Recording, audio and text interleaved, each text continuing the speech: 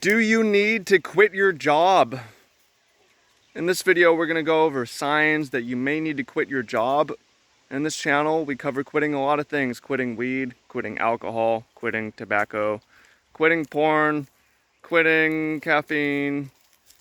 Is it possible that your job is the toxic thing in your life that you need to give up, that you need to quit, that you have an unhealthy relationship? Possibly. So welcome in, fam. Much love, Trav here. Let's talk about it. Hanging out, taking the dog for a walk. Come here, babe. Come here, Lonnie. Come on, come on. Come here, come here, come here. Thumbs up for the dog. And let's get into it. So if that sounds useful to you, welcome in. If this helps guide your decision at all, make sure to hit the thumbs up button. Now we're on the way out.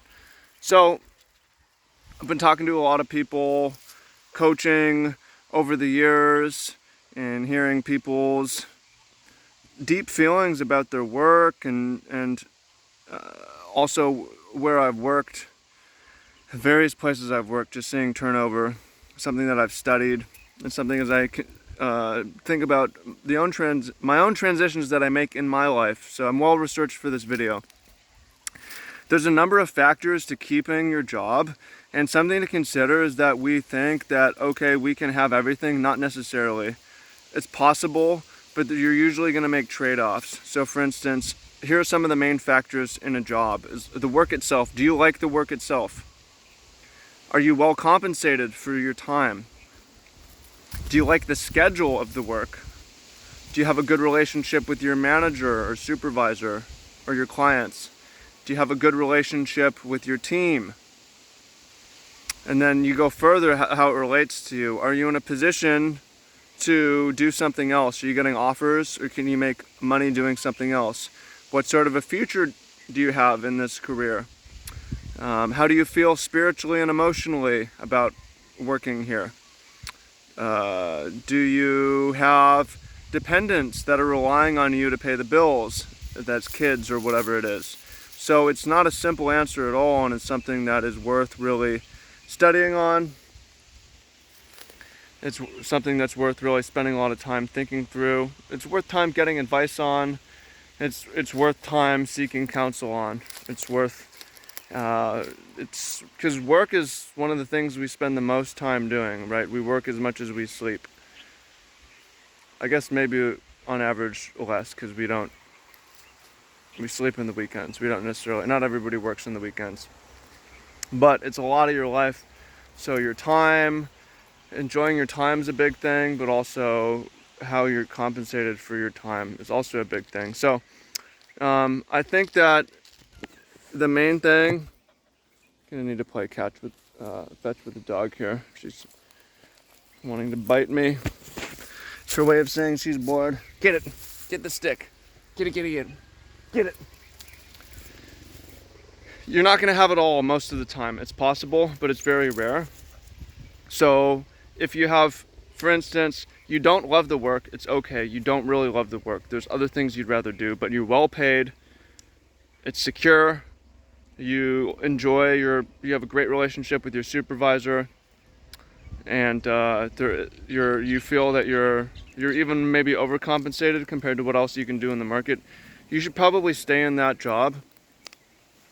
And something to realize though, and I get this a lot from people that I talk to, it's like some of my clients make a lot of money. Some of them make very good money, and they're still sort of unhappy because they get burned out in their work.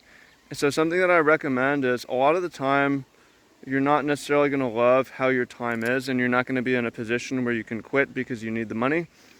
You really need the money. Sometimes you really need the money. It's okay to need the money and have to work. There's nothing wrong with that. There's no shame in I need the money. I have to work. I'm setting up my future. I have dependents. Set boundaries around your time and have a good life outside of work. Have a good social life outside of work. Have good hobbies or side projects out of work. This is going to make it a lot more possible for you to stick around in a situation where you don't necessarily love what you're doing all the time, but it's otherwise has a lot of good things going for it. Now there's another situation where, say, you love your work, you love what you're doing, but you have a poor relationship with your manager. Or you love what you're doing, but you have a poor, and maybe you're poorly compensated. And here's some trade-offs, and you have to look ahead in life and think about, one, when you look at the manager thing, having a poor manager is something that can really damage your health and wellness. So that's something that is possibly even worse than not enjoying your time, because it's not really great to be bored. If you don't enjoy your work, you're a little bit bored. But when you are sort of stressed and fearful, that can really negatively affect you. It negatively affects your pride, your happiness, your health, and it's a situation that, in that case, you should consider getting out of. Especially if, say, you're also not compensated particularly well, then you should find another situation where you may be able to be treated better and compensated better. Now, but just one thing being wrong is not necessarily a sign to leave, and also it depends a lot, right? Like, are you getting offers from other jobs that you would prefer, right? Do you have other options? That's something to consider. If you're getting other options, or you're seeing other options that you qualify for, or people are headhunting you, that's a sign that maybe you should go that route. Other considerations is how much money you have and the dependence that you have. So if you have a lot of capital, it can transition. It can feed and pay for a transition. It can also feed and pay for your passion, whatever that is. But you could pay for a transition where you take time off, you learn new skills, you go on sabbatical. It gives you time to think and get into a new position, get into a new job. So that's something that you need to consider, is the urgency. And even if you have dependents, if you are if you have a huge savings, a big nest egg, then it can still allow you. And it's something to consider is you could spend more time with family. If family is important to you and you need the money, then work. But if family is important to you and you got to a point where you don't need the money, then your time is maybe better spent working less, working with your family, in which case maybe you renegotiate your job or you reconfigure your business, or if it can't be done, then you walk away and you have the capital and the time to figure it out. That's something to consider.